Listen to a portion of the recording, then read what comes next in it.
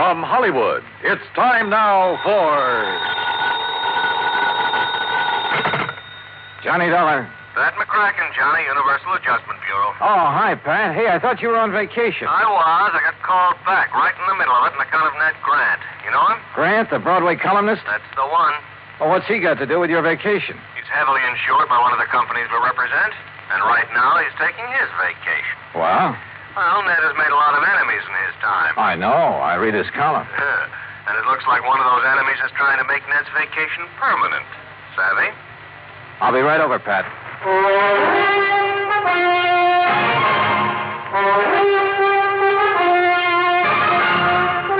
Bob Bailey in the exciting adventures of the man with the action-packed expense account. America's fabulous freelance insurance investigator. Yours truly, Johnny Dollar.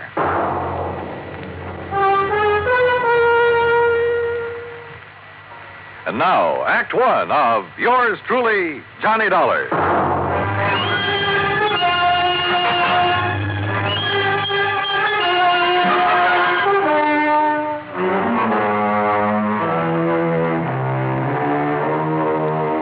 Expense account submitted by Special Investigator Johnny Dollar to the Home Office, Universal Adjustment Bureau, Hartford, Connecticut. Following is an account of expenses incurred during my investigation of the ideal vacation matter.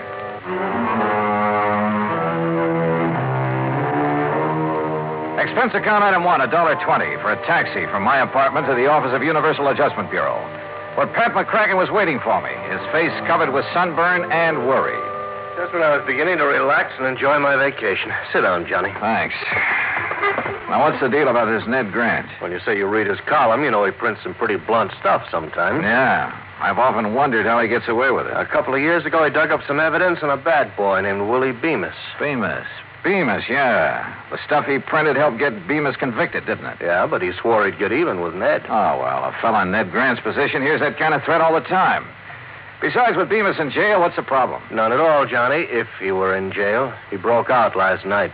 Oh, I see. Does Grant know that Bemis is on the list? No, I told you, Grant's on vacation, probably as far from a newspaper as he can get. So you think he's in danger? Well, what would you think? Oh, but if Bemis has any sense, he's heading in some other direction as fast as he can. We can't afford to take the chance, Johnny. Well, look, Pat, I still don't see where I figure in this. Why not just arrange for police protection for Grant until Bemis gets picked up? Want to protect the guy, you got to find him first. Find him? Yeah. You mean you don't know where Grant is? Apparently nobody knows. Oh, great. And I'm supposed to find him? That's right. Oh, and do me a favor, huh? Like what? Find him before Willie Bemis does.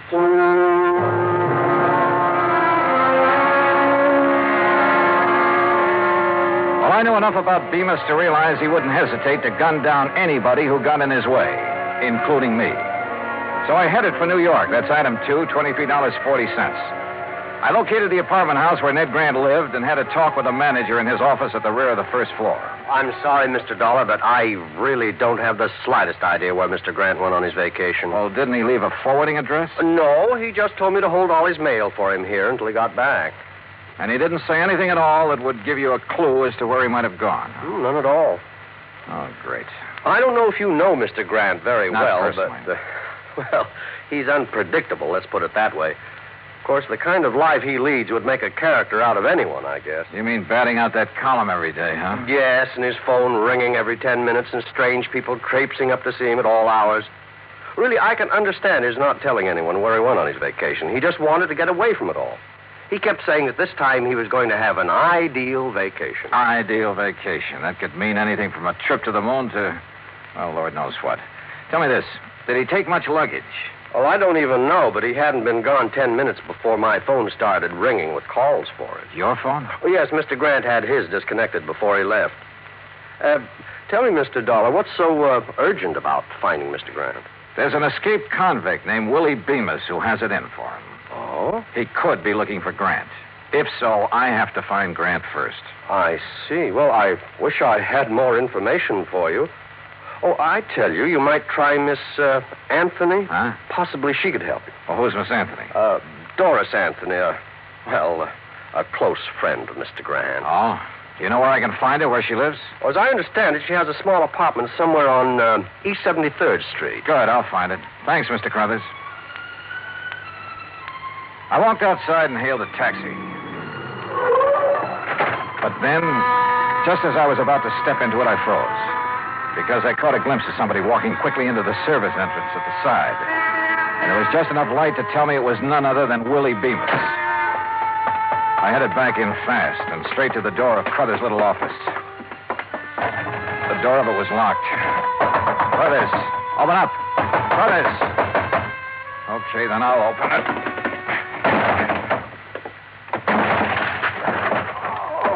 Hey, Crothers, what happened to you? Oh, Mr. Dollar. That's right, what happened?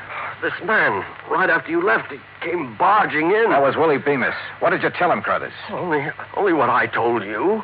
And it looks like he and I are starting out even. Huh? But this is one race I don't want to end up in what you'd call a dead heat.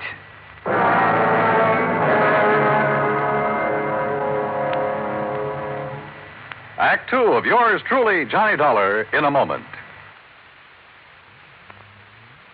And now, Act two of yours truly, Johnny Dollar, and the ideal vacation matter. I looked up Doris Anthony's address on East 73rd and took a cab. That's item 3, $1.75 to her apartment. She was tall, rangy, dark hair. And somewhere along the line, I'd seen her before. But I couldn't remember where. Ned Grant? How would I know where he is? He isn't exactly the sort of guy that lets you in on his plan. Hey, listen, Doris, this may be the oldest line in the book, and I know it, but haven't I seen you somewhere before? Could be. I've been around a while. Like where? Oh, I used to sing in a couple of clubs around town. That's where I met Ned. He liked me, so he helped me. In his column, that what you mean? Yeah, that's what I mean. His apartment manager says you're a very good friend of Ned's. He has a lot of girlfriends. My main claim to fame is I'm always handy. Well, look, Grant told the apartment manager he was going to take an ideal vacation. Any idea what that would mean? Or where? Sure. Wherever there are girls. What do you want him for? Somebody's out to get him. What do you mean? Who? Willie Bemis. That name mean anything to you? Bemis is in prison. He was. He's out now. What? When? You didn't know? I haven't read the papers today. Does that change your mind any about helping me find him? Look, really, I don't know where he is, honest. There is one thing that might help, though. Yeah, what? Well, a week or so ago, while I was out with Ned, he stopped in at a travel agency. Davis, I think the agent's name was, on 51st Street, around there. Okay, I'll follow it up. Johnny, if Ned doesn't know, Bemis... Yeah. And if I don't get to him first, he's in for a real nasty surprise. There was still something about Doris that stuck in my mind, but I couldn't quite peg it. So I decided to do a little quick research on her. I dropped in to see an old friend who worked in one of the newspapers. We dug through a lot of clippings in the morgue. Doris had sung at half a dozen spots around town, and there were a lot of pictures on her. Then I came to one that rang a large-sized bell. It was a shot of her sitting at a nightclub table. And the man sitting there with her was Willie Bemis. I headed back to her apartment fast. But she was gone. The manager told me she'd left in a hurry and with a suitcase. Now I didn't know where I stood. If Doris was still friendly with Bemis, it could very well be that she knew where Grant was and was helping Willie Bemis find him. In that case, the lead she gave me on the travel agent was only a bum steer to throw me off the trail. But the way things stood, I didn't have anything else to go on at the moment, so I had to take a chance she'd been on the level. I headed for West 50th Street, and the travel agent she told me about, a man named Davis. Ned Grant. Look, customers like him I can do without. What do you mean by that? Here, I'll show you. Here we are. A reservation at Nassau. Here's one in Bermuda. Oh, and here's one for the Virgin Islands. He had you make all those for him? Every one. That sort of thing doesn't make me very popular at those resorts, believe me. Well, it's a cinch he can't be at all those places. If you ask me, he's not at any of them. He's always doing that sort of thing. Well, that's a lot of help. Just the same, I'm going to call those places. Where's your phone? Right there on the desk. But I tell you... Excuse me. Hello? Who? Oh, yeah, just a minute. It's for you, Mr. Dollar. Oh, thanks. Johnny Dollar. It's Doris Anthony, Johnny. Well, I didn't think I'd be hearing from you again. Why not? After I found out you were an old friend of Willie Bemis, I went back to your apartment. You'd cleared out. Johnny, I'm no longer a friend of Willie Bemis. Oh, now, wait a minute, sister. It's the truth. But I was afraid he might come to see me. That's why I left. Oh, sure. Johnny, the reason I'm calling, I think I know where Ned could be. Where? Well, I'm not sure, but a few days ago he went to see a friend of his named Mike Hastings. Mike owns a ski lodge up in Vermont. Ski lodge? There's no skiing this time of year. I know, the lodge is closed, but Ned's gone up there once or twice before when he wanted to get away from everything. Okay, where is it? It's called Hastings Lodge, about 20 miles beyond Bradbury, on a little country road. Now, look, I have no choice but to go on up there. Have you told anyone else about this?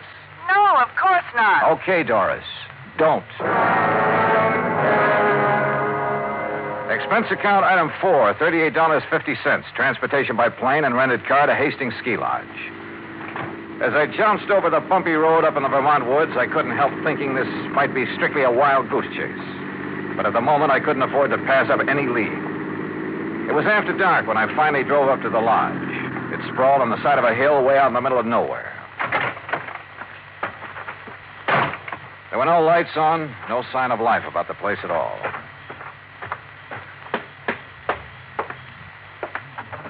The door was unlocked. Inside, the room was pitch dark with all the curtains drawn. I couldn't find the light switch, but I had a real funny feeling. Like maybe there was somebody else in the room with me. Grant? Grant? Sorry, buddy. You got the wrong party. Bemis. That's right. Willie Bemis. Just hold it right where you are, boy. How'd you find out about this place? What difference it make? Yeah, I guess you got a point there. Except I have a nasty little idea who might have tipped you off. Well, where's Ned Grant? He hasn't shown up yet. So what happens now? So I'll wait for him. What about me? I'll give you 3 guesses about you, but I figure you're only going to need one of them.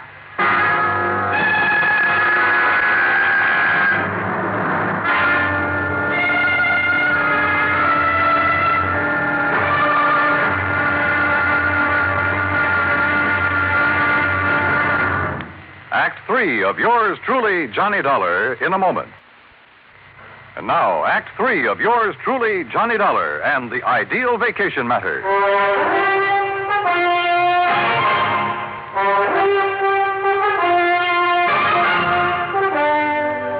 Stand still, Dollar. My gun is on the left, if that's what you're looking for, Bemis. Oh, thanks. So Doris tipped you off, huh? I had a little talk with her. And I thought she was a friend of Grant's. You never know, do you? I guess you're right. Dollar, I'm afraid you're in my way around here, and that means... Well, you get the message, don't you? Yeah, I get the message. You see, you made just one mistake. What's that? You should have stayed at home. Yeah, I should have stayed at home, all right. And if it weren't for Ned Grant, I could have. And then it hit me. Sure. Suddenly I knew what the ideal vacation meant for that crazy Broadway columnist. The answer had been right under my nose from the start. Yeah, I'd finally figured out where Grant was. But it wasn't doing me much good. I had to get out of here, and at the moment, my chances didn't look too good. You know, Dollar, you got a very funny look on your face. Have I? Yeah, like something just rang a bell with you. Oh, sorry, Bemis. It's just my normal delirious expression. Okay, funny boy. Play it your way. Over against the wall. Move. Hold it. Listen. There's a car outside. Friend of yours? I don't know. I'm not taking any chances. Now, you answer the door, Dollar. I'll be right behind it, and this gun will be staring at your back. It could be Ned Grant who'd driven up, in which case I'd have to warn him somehow. Or it could be somebody else, in which case I had to grab their car and get out of here. One thing sure, whoever it was, I had to move fast.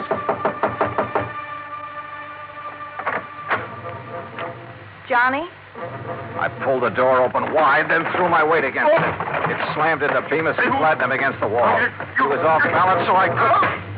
He sprawled and his gun went flying. But I couldn't see where, and I couldn't take time to look. I grabbed Doris. Come on. Come on, now, into the car. Now, you're going to help me for a change.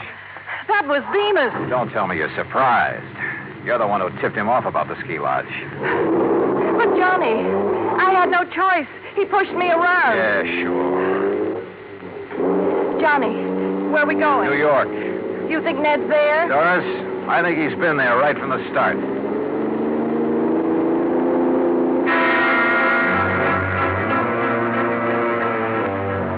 We stopped at the nearest town to call the sheriff. I wanted his boys to try and intercept Bemis. He was a cinch to be following us by now. Then we headed for the city. The sun was rising when we pulled up at Grant's apartment house.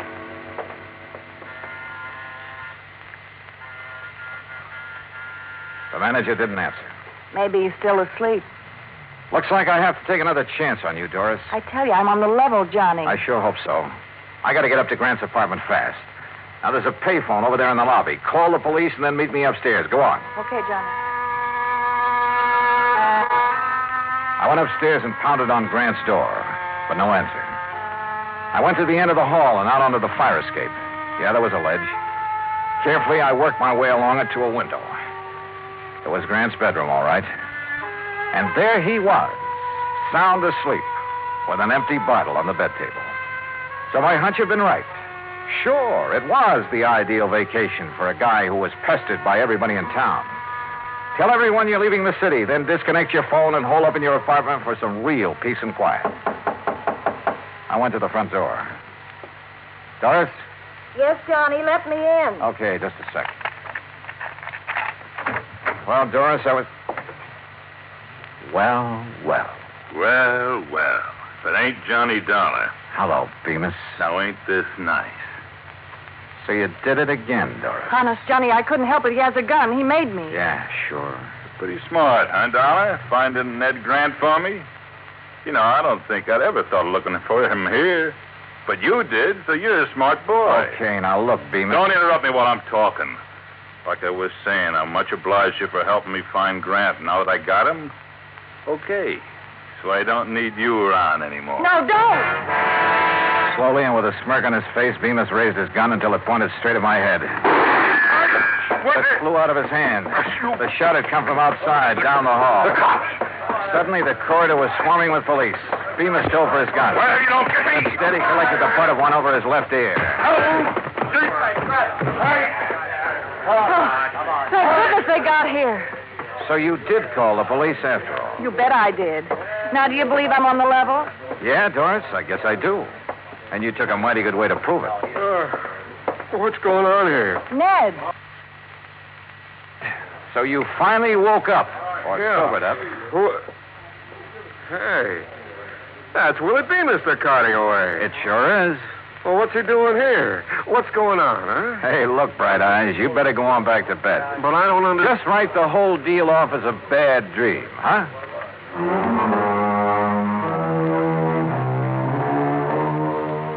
Expense account total $115.25. And look, the next time you send me out to protect a guy, don't pick one who's going to sleep all the way through the deal, huh? I don't know, it kind of takes the sport out of it. And, Pat, since I didn't find a man who ran away for you, on account of he never really ran away, well, how about sending my fee on this one to the community chest? Yours truly, Johnny Dollar.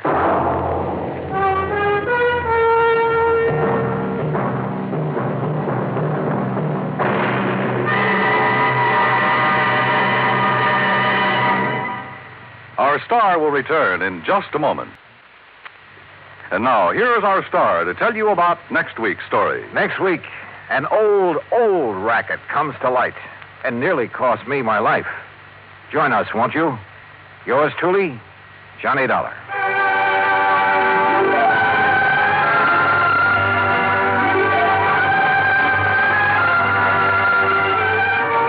Yours truly, Johnny Dollar, starring Bob Bailey, originates in Hollywood. Written by Robert Wright, it is produced and directed by Jack Johnstone. Heard in our cast were Mary Jane Croft, Lawrence Dobkin, Joseph Kearns, Jack Edwards, Barney Phillips, and Byron Kane.